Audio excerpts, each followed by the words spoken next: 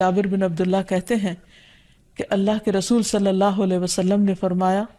اگر ابن آدم اپنے رزق سے اسی طرح بھاگے جس طرح موت سے بھاگتا ہے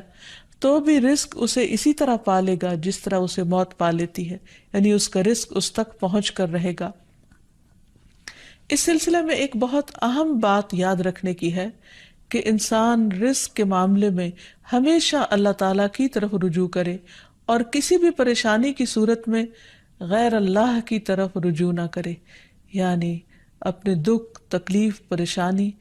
اس کا داستان، اس کی بپتا صرف اللہ تعالیٰ کو سنائے، اسی سے دعائیں مانگے، اور یہ مت سمجھے کہ اللہ تعالیٰ نہیں سنتا تو وہ کسی اور کے در پر جا کر اپنی مشکل بیان کر کے اسے مشکل کشا سمجھتے ہوئے اس سے اپنی حاجات پوری کروا سکتا ہے۔ قرآن مجید میں اللہ تعالیٰ فرماتے ہیں، وَاللَّهُ جَعَلَ لَكُم مِّنْ أَنفُسِكُمْ أَزْوَاجًا وَجَعَلَ لَكُم مِّنْ أَزْوَاجِكُمْ بَنِينَ وَحَفَدًا وَرَزَقَكُم مِّنَ الطَّيِّبَاتِ أَفَبِالْبَاطِلِ يُؤْمِنُونَ وَبِنِعْمَةِ اللَّهِ هُمْ يَكْفُرُونَ وَيَعْبُدُونَ مِن دُونِ اللَّهِ مَا لَا يَمْلِكُ لَهُمْ رِزْقًا مِّنَ السَّمَاوَاتِ وَالْأَرْضِ شَيْئًا وَلَا يَسْتَطِيعُونَ۔ اور اللہ نے تمہارے لیے خود تم ہی سے بیویاں بنائیں اور تمہارے لیے تمہاری بیویوں سے بیٹے اور پوتے بنائے اور تمہیں پاکیزہ چیزوں سے رزق دیا، تو کیا وہ باطل کو مانتے ہیں اور اللہ کی نعمت کا انکار کرتے ہیں؟ اور وہ اللہ کے سوا ان کی عبادت کرتے ہیں جو نہ انہیں آسمانوں اور زمین سے کچھ بھی رزق دینے کے مالک ہیں اور نہ وہ طاقت رکھتے ہیں۔ تو اس آیت سے واضح طور پر پتہ چلتا ہے کہ اللہ کے رزق کے خزانے صرف ان کا مالک اللہ ہی ہے، اس کے علاوہ کوئی نہیں۔ اگر اللہ تعالیٰ کسی کو رزق نہ دے تو کوئی اور کچھ بھی نہیں دے سکتا، کیونکہ اللہ تعالیٰ نے ملکیت کے یہ سارے اختیارات اپنے پاس رکھے ہوئے ہیں، کسی اور کو نہیں دیے۔ جیسا کہ ایک اور آیت میں آتا ہے کہ انسان کو اللہ ہی کے ہاں رزق تلاش کرنا چاہیے۔ فرمایا، انما تعبدون من دون اللہ اوثانا وتخلقون افکا ان الذین تعبدون من دون اللہ لا يملكون لكم رزقا فابتغوا عند اللہ الرزق واعبدوہ واشکروا لہ الیہ ترجعون۔ تم اللہ کے سوا چند بتوں ہی کی تو عبادت کرتے ہو اور تم سراسر جھوٹ گھڑتے ہو۔ بلا شبہ اللہ کے سوا جن کی تم عبادت کرتے ہو تمہارے لیے کسی رزق کے مالک نہیں، سو تم اللہ کے ہاں ہی رزق تلاش کرو اور اسی کی عبادت کرو اور اس کا شکر کرو، اسی کی طرف تم لوٹائے جاؤ گے، یعنی اسی نے تمہیں پیدا کیا، وہی تمہیں رزق دیتا ہے، اسی کی طرف تمہاری واپسی ہے۔ اس لیے تم نہ اللہ کے سوا کسی اور کی عبادت کرو اور نہ ہی اس کے آگے ہاتھ پھیلاؤ اور نہ اس سے توقع رکھو کہ وہ تمہیں کچھ دے گا۔ نبی صلی اللہ علیہ وسلم کی سکھائی ہوئی مسنون دعائیں بہت ہی بہترین ہیں۔ نبی صلی اللہ علیہ وسلم ہر روز صبح فجر کی نماز کے بعد یہ دعا پڑھتے تھے، اللہم انی اسألک علما نافعا ورزقا طیبا وعملا متقبلا۔ اے اللہ، میں تجھ سے علم نافع،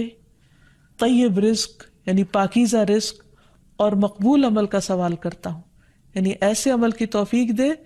جو تیرے ہاں قبول ہو جائے، تجھے پسند آ جائے۔ اور اس کے ساتھ ساتھ انسان کو حرام سے بچنے کی دعا کرنی چاہیے۔ اس سلسلے میں آپ صلی اللہ علیہ وسلم نے جو دعا سکھائی وہ ہے، اللہم اکفنی بحلالک عن حرامک واغننی بفضلک عمن سواک۔ اے اللہ، اپنے حلال کے ذریعے حرام سے میری کفایت فرما، یعنی مجھے اتنا حلال دے کہ مجھے حرام کی ضرورت ہی نہ رہے، اور اپنی مہربانی سے مجھے اپنے علاوہ ہر ایک سے بے نیاز کر دے، یعنی مجھے انسانوں کا محتاج نہ کر، کسی اور کا محتاج نہ کر، صرف اپنے خزانوں سے عطا فرما۔ پھر اسی طرح خاص طور پر بڑھاپے کی زندگی کے لیے وسعت رزق کی دعا کرنی چاہیے، کیونکہ جب انسان بوڑھا ہو جاتا ہے تو اس کے اعضاء کمزور ہو جاتے ہیں، وہ اپنے لیے خود کچھ کمائی نہیں کر سکتا، وہ دوسروں پر ڈپینڈنٹ ہو جاتا ہے، تو اس وقت وسیع رزق کی دعا سکھائی گئی۔ فرمایا، اللہم اجعل اوسع رزقک علی عند کبر سنی وانقطاع عمری۔ اے اللہ، جب میں بوڑھا ہو جاؤں اور میری عمر ختم ہونے لگے تو میرے رزق کو وسیع کر دے۔ اور رزق کی دو بڑی قسمیں ہوتی ہیں، ایک وہ رزق جو ظاہری طور پر جسموں کی غذا بنتا ہے، یا انسان کی مادی ضروریات پوری کرتا ہے، اور دوسرا روحانی رزق، اور وہ رزق جو انسان کے غم ہم کو دور کرتا ہے، یعنی لوگوں کی محبت اور توجہ، اور خاص طور پر بڑھاپے میں اولاد اور رشتہ داروں کا قریب ہونا، پاس ہونا، یہ انسان کی بنیادی ضرورتوں میں سے ہے۔ تو انسان جب خود کچھ کرنے کے قابل نہ رہے، ہاتھ پاؤں ہلانے کے قابل نہ رہے، تو عموماً وہ لوگوں پر ایک بوجھ بن جاتا ہے، اور یہ چیز انسان کے لیے بہت پریشانی کا باعث ہوتی ہے۔ انسان جب جوان ہوتا ہے، بہت کچھ کما رہا ہوتا ہے، تو سب اس کو لک فارورڈ کرتے ہیں، سب اس سے محبت کرتے ہیں، سب اس کے پیچھے جاتے ہیں، کیونکہ اس کی ذات سے لوگوں کو فائدہ پہنچتا ہے۔ لیکن بڑھاپے میں انسان اس طرح فائدہ نہیں پہنچا سکتا، تو پھر انسان کے لیے پریشانی ہوتی ہے، اور اسے تنہائی کا احساس بھی ہونے لگتا ہے، اور اس کے لیے انتہائی اذیت کے دن ہو جاتے ہیں۔ وہ اپنے حسین ماضی کو بھی یاد کرتا ہے، کامیاب زندگی کو بھی یاد کرتا ہے، اور اپنے مستقبل کو بھی دیکھتا ہے کہ موت قریب آ لگی ہے۔ تو ایسے میں یہ دعا بہت فائدہ مند ہے کہ اے اللہ، جب میں بوڑھا ہو جاؤں اور میری عمر ختم ہونے لگے تو میرے رزق کو وسیع کر دے۔ اور جب انسان کے پاس اپنی ضرورت کا ہوتا ہے بڑھاپے میں بھی، تو انسان یکسوئی کے ساتھ اللہ سبحانہ وتعالیٰ کی عبادت اور زیادہ کر سکتا ہے۔ اسی طرح اپنے لیے اور اپنی اولاد کے لیے وسیع رزق کی دعا کرنی چاہیے، جیسے ابراہیم علیہ السلام نے دعا کی تھی، ربنا انی اسکنت من ذریتی بواد غیر ذی زرع عند بیتک المحرم ربنا لیقیموا الصلاة فاجعل افئدة من الناس تہوی الیہم وارزقہم من الثمرات لعلہم یشکرون۔ اے ہمارے رب، بے شک میں نے اپنی کچھ اولاد کو اس وادی میں آباد کیا جو کسی کھیتی والی نہیں، تیری حرمت والے گھر کے پاس، اے ہمارے رب، تاکہ وہ نماز قائم کریں۔ سو کچھ لوگوں کے دل ایسے کر دے کہ ان کی طرف مائل رہیں، اور انہیں پھلوں سے رزق عطا کر تاکہ وہ شکر ادا کریں۔ تو اس میں ہم دیکھتے ہیں کہ ابراہیم علیہ السلام اپنے بچوں کے لیے روحانی رزق کی دعا بھی کر رہے ہیں، جذباتی محبت کے رزق کی دعا بھی کر رہے ہیں، اور پھر اس کے ساتھ ساتھ جسمانی رزق کی دعا بھی کر رہے ہیں جو ہر انسان کی ضرورت ہے، اور اس میں سے بھی بہترین رزق یعنی پھلوں کے رزق کی دعا کر رہے ہیں، کیونکہ انسان کو اللہ تعالیٰ کا صرف رزق ہی نہیں مانگنا چاہیے، بہترین رزق مانگنا چاہیے۔ یعنی ایک تو سمپل سی دعا ہے اللہم ارزقنی، اور پھر ورزقنا وانت خیر الرازقین، جو سورۃ المائدہ میں اللہ تعالیٰ نے دعا سکھائی ہے، اور ہمیں رزق دے اور تو سب رزق دینے والوں میں سے بہترین ہے۔ رزق کی تنگی میں خاص طور پر استغفار بہت فائدہ دیتی ہے، یعنی انسان کے گناہ انسان کے رزق کے راستے میں رکاوٹ بن جاتے ہیں۔ اور آخر میں یہ بات یاد رہے کہ انسان کے رزق میں اکثر اس کے اپنے گناہ رکاوٹ بن جاتے ہیں، اس لیے جب انسان ان گناہوں سے توبہ کرتا ہے، استغفار کرتا ہے، تو اللہ تعالیٰ رزق کے دروازے کھول دیتے ہیں، جیسے اللہ تعالیٰ کا وعدہ ہے۔ قرآن مجید میں آتا ہے، نوح علیہ السلام نے اپنی قوم سے کہا، فَقُلْتُ اسْتَغْفِرُوا رَبَّكُمْ إِنَّهُ كَانَ غَفَّارًا يُرْسِلِ السَّمَاءَ عَلَيْكُمْ مِدْرَارًا وَيُمْدِدْكُمْ